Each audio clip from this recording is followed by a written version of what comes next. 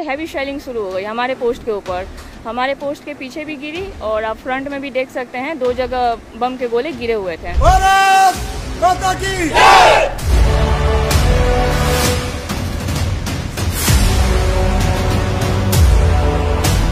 जब उनके सामने गोले गिर रहे थे तो वो अपनी पोस्ट पर जिम्मेदारी के साथ न सिर्फ खड़ी रही बल्कि मुंह तोड़ जवाब दिया। वो जितने फायर दे रहे थे हम उसके दुगने तादाद में फायर दे रहे थे। ये सिलसिला लगभग 5 साढ़े 5 बजे तक चलती रही। से हमें मौका मिले तो हम दहाड़ मारे उनके पोस्टों पर कब्जा कर ले और हमने बराबर फायर करके बम गिरा के उनका मोरल डाउन कर दिया। उनके एक गोली आते हैं, हम उसके 3 जवाब देते हैं, वो फिर थोड़ी देर शांत बैठ जाते हैं, लेकिन उसके बाद वो आधे घंटे बाद फिर कोशिश करते हैं, हम उसके बाद फिर उनको दबा के फायर करते हैं। इस वक्त हम इंटरनेशनल बॉर्डर पर बीएसएफ की चौकी में मौजूद हैं। मेरे पीछे आप तिरंगा शान से लहराते हुए देख सकते हैं, लेकिन ये बटालियन कौन सी है उसको बाकायदा हमने छुपा लिया है क्योंकि लोकेशन की गोपनीयता हमारे लिए सर्वोच्च है। ये वो पोस्ट है जहां पाकिस्तान रेंजर्स की तरफ से लगातार गोलाबारी की गई थी और ये ऑपरेशन सिंदूर के दौरान वो मौका था जब 1971 के बाद इंटरनेशनल बॉर्डर पर यहाँ पर शेलिंग देखी गई और उस शेलिंग का मुकाबला जिन वीरों ने किया वो इस वक्त हमारे साथ हैं, जिसमें बीएसएफ की महिला भी शामिल हैं, महिला सीमा प्रहरी भी शामिल हैं। और जब उनके सामने गोले गिर रहे थे तो वो अपनी पोस्ट पर जिम्मेदारी के साथ न सिर्फ खड़ी रही बल्कि मुंह तोड़ जवाब दिया और पाकिस्तान रेंजर्स को समझ आ गया कि वो किनसे पंगा ले रहे हैं। इस वक्त ये सारी जो आप वीरांगनाएं देख रहे हैं ये वो थी जो पोस्ट पर तैनात थी। मैम, ऑपरेशन सिंदूर के दौरान क्या हुआ, आप कहाँ तैनात थी, क्या देखा? जी, जैसा कि आप सबको पता है 7 तारीख को एयर स्ट्राइक हुआ था, तो उसके बाद हम सब जानते थे कि कुछ ना कुछ उधर से नापाक इरादे पूरा करने की वो कोशिश करेंगे। हम लोग डिफेंस को लेते हुए हमारे मोर्चे में हम लोग पोजीशन लिए हुए खड़े थे। जैसे ही उस दिन क्या हुआ कि 12 बजे के लगभग हमारे G2 टावर पे 4 ब्रश फायर आए। उसके बाद से हमने जल्द से जल्द देरी ना करते हुए अपने कंपनी कमांडर, अपने CHM साहब, अपने इंस्पेक्टर साहब को हमने खबर दे दी। उसके बाद जैसे उन्होंने बोला कि सभी अपना डिफेंस ले लो, अपनी तैयारी कर लो, हालांकि हम पहले से भी तैयार थे। उसके ठीक 30 से 40 मिनट बाद उनके तरफ से हैवी शेलिंग शुरू हो गई हमारे पोस्ट के ऊपर। हमारे पोस्ट के पीछे भी गिरी और आप फ्रंट में भी देख सकते हैं 2 जगह बम के गोले गिरे हुए थे। फिर हमने उनके फायर का जवाब फायर से दिया। वो जितने फायर दे रहे थे हम उसके दुगने तादाद में फायर दे रहे थे। ये सिलसिला लगभग 5 साढ़े 5 बजे तक चलती रही। हमारी फायर की तादाद इतनी अच्छी थी, इतनी ज़्यादा थी कि उनका मोरल पूरी तरह से डाउन हो गया और वो लास्ट में हार मान के पीछे चले गए। अच्छा, पीछे चले गए। आपने तो शायद पहली बार गोले देखे होंगे बरसते हुए इस तरीके से। बताना चाहूँगी जैसे कि हम मेंटली, फिजिकली और मतलब एनिमेशन, वेपन, जिस चीज़ के रूप से इतने प्रिपेयर थे ना कि अगर हमें ऊपर से आदेश मिलता ना तो हम बिल्कुल आगे जाके उनके पोस्ट को कब्जा करने की ये में थे। अच्छा। हम कर लेते, सब कर लेते। तो इससे आप समझ सकते किस तरह का मनोबल है। मैम, आपने गोला फटते हुए नहीं देखा था, लेकिन जब आप बॉर्डर आउटपोस्ट पर तैनात थी तो आपके सामने वो गोला फटा, तो उस वक्त मन में क्या चल रहा था, क्या भावनाएं चल रही? मन में यही था कि मतलब जैसे हमें मौका मिले तो हम दहाड़ मारे उनके पोस्टों पर कब्जा कर ले। हमें अपने ट्रेनिंग में यही हमें सिखलाई दी जाती है कि हम अपने देश के लिए अपना कुछ भी न्यौछावर कर सकते हैं। हम आपको वो पोस्ट भी दिखाएंगे जहां पर गोले गिरे थे। आज भी वहां पर मार्किंग की गई है और सिर्फ महिला प्रहरी नहीं, हर कोई अपनी पोस्ट पर तैनात था। सर, आप उस वक्त कहाँ मौजूद थे और इंटरनेशनल बॉर्डर पर जो फायरिंग या शेलिंग कई दशकों में नहीं दिखी थी वो ऑपरेशन सिंदूर के दौरान दिखाई दी, किस तरह का रिस्पॉन्स था, मन में उस वक्त क्या चल रहा था? सर, हमको मोरल तो अप ही था। हम जैसा उस दिन फायर हुआ ना सर, उस दिन हम भी सोच रहा था, जब हमको ऑर्डर मिला ना उस समय हम अपोजिट में तो जाके उसको कैप्चर करके आना है, उतना तो हमका मोरल अप में था। अच्छा। और हम फायर करने का तो बिल्कुल है, उसका कैप्चर करने का मन में था। मन में जस्ट ऑर्डर के लिए वेटिंग कर रहा था सर। फिर हम तो जब तक ऑर्डर नहीं आया था तब तक की बेचैनी क्या थी मन में? सर, मोरल तो बहुत अप है सर, उसका तो हम बोल नहीं सकते, इतना है अप है सर। अच्छा, जोश हाई है, मोरल अप है। पीछे जवान मुस्कुरा रहे हैं। सर, हम आपसे जानना चाहते हैं क्या चल रहा था मन में उस वक्त, क्या स्थिति थी और जब लग रहा था कि ऑपरेशन सिंदूर इंटेंस हो रहा है तो मन में क्या चल रहा था? मन में तो ये चल रहा था कि अभी जाके उनकी दुश्मन की पोस्ट पर कब्जा कर लें और हमने बराबर फायर करके बम गिरा के उनका मोरल डाउन कर दिया और जवाबदार इतना जवाबी फायरिंग किया कि उनको उठने ही नहीं आया। सुबह 5 बजे तक वो अपने आप डाउन पड़ गए। तो एक वक्त ऐसा आया कि जब बीएसएफ की जवाबी फायर के बाद पाकिस्तान की तरफ से फायरिंग आनी बंद हो गई। हमने आपको वो पोस्ट भी दिखाई जो पोस्ट आज तक खाली पड़ी है, क्योंकि बीएसएफ की फायरिंग की वजह से वो पोस्ट खाली छोड़कर पाकिस्तान रेंजर्स भाग गए। आज भी उस पोस्ट पर पाकिस्तान का झंडा नहीं है। वो तस्वीरें भी हमने आपको दिखाई और हमने उन वीर जवानों से भी आपको मिलवाया जो भारत की फर्स्ट लाइन ऑफ डिफेंस हैं। पाकिस्तान फ्रंटियर या कहें कि पंजाब फ्रंटियर पर पाकिस्तान की तरफ से कोई शेलिंग नहीं हुई थी, कोई गोलाबारी नहीं थी। 1971 के बाद ये पहला मौका आया था अपनी भुजाओं को फैलाने का और भारतीय वीरों ने इतना मुंह तोड़ जवाब दिया कि कई पोस्ट छोड़कर पाकिस्तान रेंजर्स वापस भाग गए। पाकिस्तान की तरफ से न सिर्फ गोलीबारी की गई बल्कि मोर्टार शेलिंग की गई। ये 81 mm मोर्टार शेल के पार्ट्स हैं जो यहाँ बॉर्डर आउटपोस्ट के आसपास गिरे थे, जो बीएसएफ ने रिकवर किए हैं। इस पर बाकायदा पाकिस्तान ऑर्डिनेंस फैक्ट्री POF 81 की मार्किंग है और ये शेल अपने निशाने पर नहीं गिर पाए और ये शेल भारतीय वीरों के मनोबल को नहीं हिला पाए। और स्थिति ये रही कि यहाँ 70 से 80 राउंड शेल फायर करने के बाद पाकिस्तान को समझ में आया कि नुकसान नहीं कर पा रहे हैं बल्कि नुकसान उनको हो रहा है। यहाँ से जो फायर किया गया वो इतना सटीक था कि उन्हें अपनी पोस्ट छोड़कर भागना पड़ा और अब ये पाकिस्तान ऑर्डिनेंस फैक्ट्री की नाकामियाँ यहाँ दिखाई गई हैं। तो इस तरह के शेल, मोर्टार शेल पहले नहीं आते थे, पहली बार आए तो जवाब भी पहली बार दमदार दिया गया और पाकिस्तान की तरफ से होने वाली फायरिंग को शांत करवा दिया गया। इस वक्त हमारे साथ कंपनी कमांडर दिनेश कुमार मौजूद हैं। उन्हीं की कमांड में ये कंपनी आगे फॉरवर्ड आउटपोस्ट पर ऑपरेट कर रही थी और उन्हीं की कमांड में कुछ पोस्ट को छोड़कर पाकिस्तान के जवान भाग गए। सर, ऑपरेशन सिंदूर के दौरान क्या स्थिति थी और आपका रिस्पॉन्स क्या रहा? देखिए, जब पहलगाम अटैक हुआ तो हमें अंदेशा हो गया था कि हमारी फोर्सेस भी जवाबी कार्रवाई करेगी, तो हम उसी दिन से अपना डिफेंस तैयार करने लग गए थे। और जब 9 तारीख की रात को हमें इनपुट मिला कि सामने पाकिस्तान कुछ हरकत कर सकता है, तो हमने उसी हिसाब से अपने बंदे, अपने जो ट्रूप्स हैं उनको सही जगह पे प्लेस कर दिया था। हमने अपने वेपन्स वगैरह माउंट कर रखे थे। हम बस तैयार थे कि सामने पाकिस्तान कोई बेवकूफ़ी करे और हमें छेड़ने की कोशिश करे ताकि हम उनका मुँह तोड़ जवाब दें। और पाकिस्तान ने यही गलती की।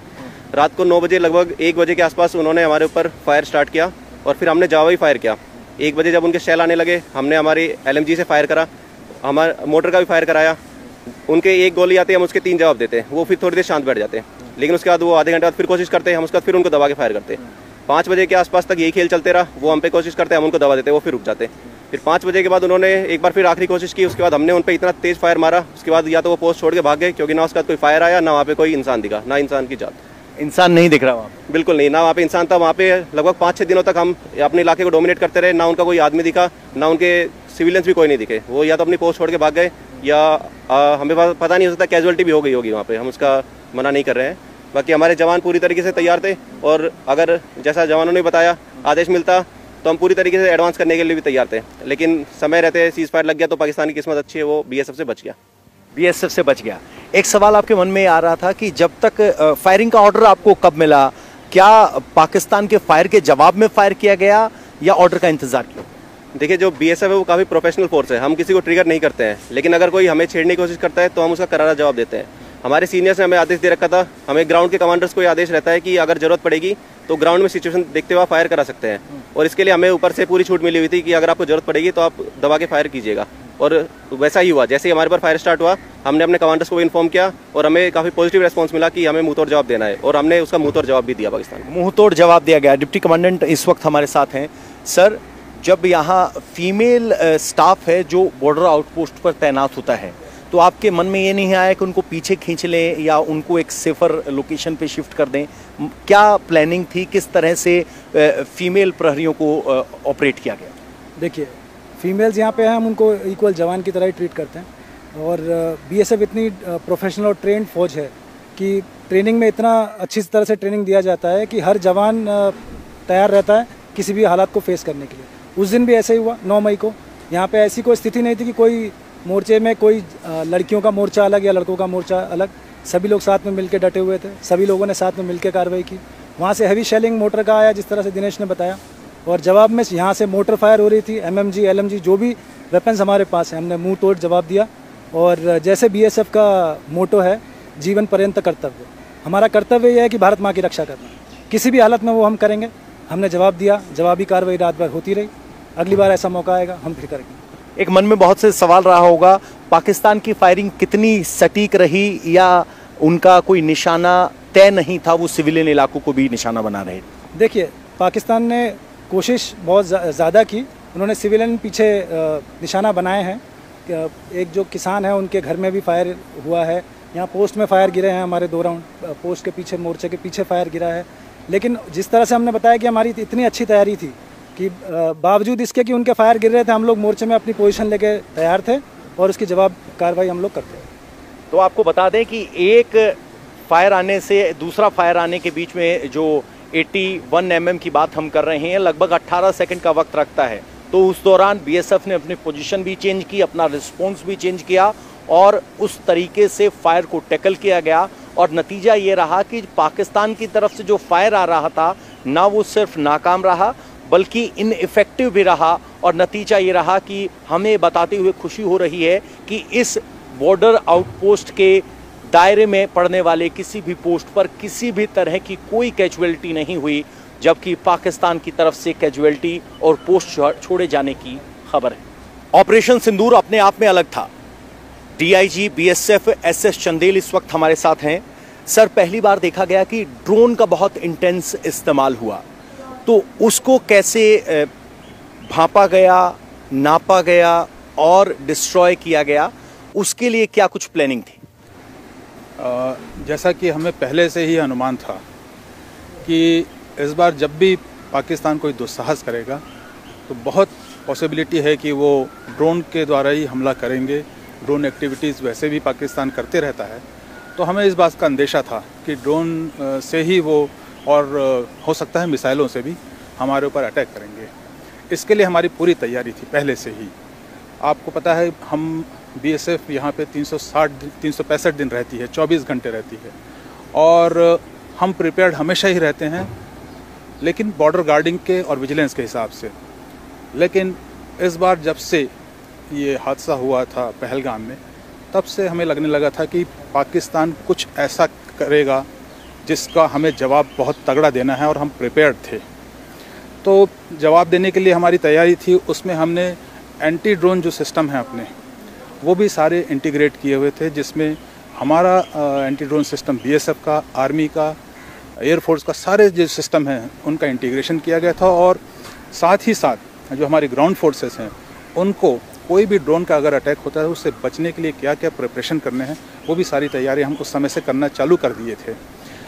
उसका नतीजा ये रहा कि हम मैक्सिमम संख्या में उनके ड्रोन गिरा सके, और उनका एक भी ड्रोन ऐसा नहीं था जो हमारे किसी भी इंस्टॉलेशन को या किसी भी हमारे जवान को कोई नुकसान पहुंचा सका।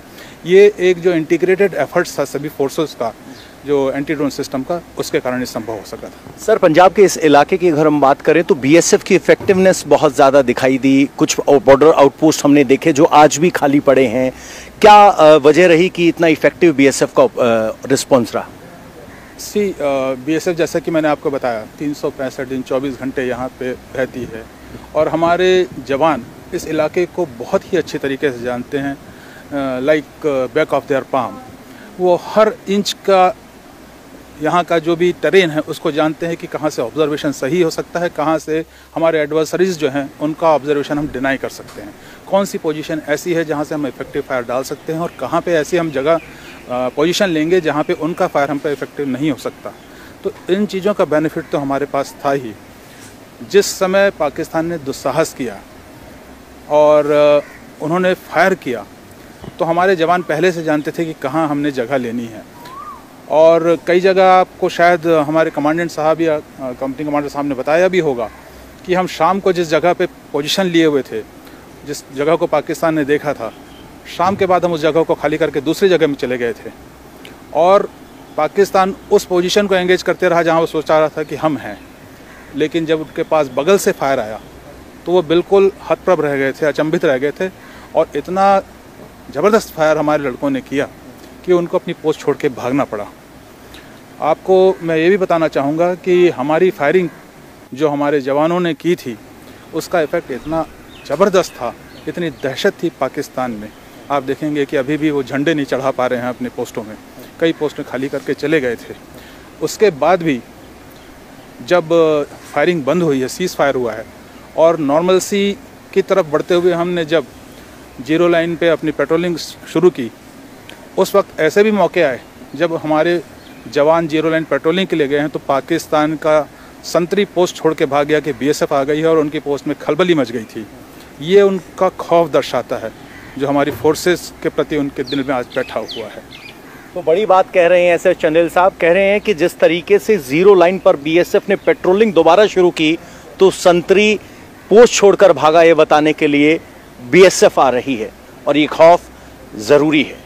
ऑपरेशन सिंदूर जारी है और बीएसएफ की अलर्टनेस भी 100% तैयार है। कैमरामैन चंद्रभान के साथ पवन नारा,